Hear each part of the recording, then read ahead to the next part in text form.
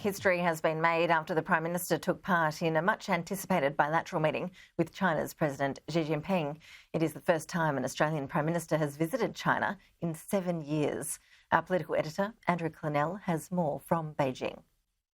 Let's start with the China Daily. There you have it, glowing coverage, but also highlighting President Xi's meetings with the Cuban Prime Minister, Serbian Prime Minister and South African Deputy President. The article's all about the Albanese meeting, though, and on the Global Times, the other state-run publication, it's all Albanese and pledging cooperation and closer ties between China and Australia. So Anthony Albanese came out of this meeting last night calling it very successful. And he says it's not only in our economic interest with the amount of trade we do in China, some $150 billion a year of resources exports alone, but also in our national security interest to have that engagement with the Chinese president. He even invited Xi Jinping to Australia next year, and Xi Jinping invited Anthony Albanese back to China. So there you go, happy days. Here was the meeting, the opening remarks from both leaders. In China, we often say when drinking water, one should not forget those who dug the well. The Chinese people will not forget Prime Minister Whitlam for digging the well for us. Now the China-Australia relationship has embarked on a right path of improvement and development. I'm heartened to see that. A healthy and stable China-Australia relationship serves the common interests of our two countries and two peoples. This is indeed a historic time for me.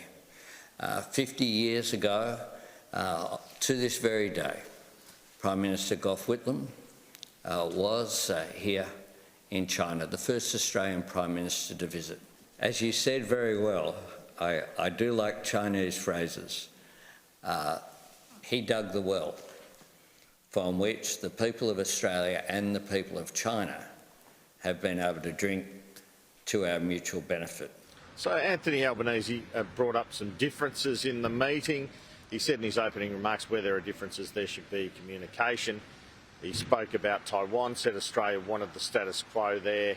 He spoke about the detention of Yang Hengjun, obviously lobbied for his release of that Australian national. And he didn't get asked by Xi or spoken to by Xi, strangely, about the AUKUS nuclear submarines agreement with America and the UK. We know China's not that happy about. Have a listen. AUKUS didn't come up explicitly. We discussed, though, regional stability, and we discussed the need for example, on Taiwan, I reiterated Australia's support for the status quo and the positions that we take in the region. You did raise Yang Hengjun, and what are your hopes now for his release? Yes, I did raise it. I can confirm I raised it. And that's the basis of a relationship. It isn't one where everyone just ticks off and agrees.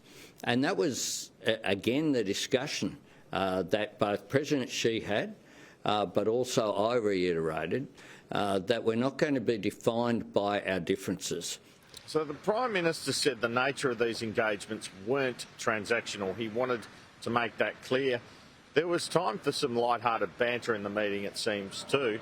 President Xi said that he thought Tasmanian devils were cute. We've heard before he's visited every Australian state, including Tasmania. President Xi relayed stories about his visits to Australia, including we had an exchange about, he spoke about the Tasmanian devils as being cute animals in Australia. I pointed out that whilst I like Tasmanian devils, they're probably not as cute as pandas.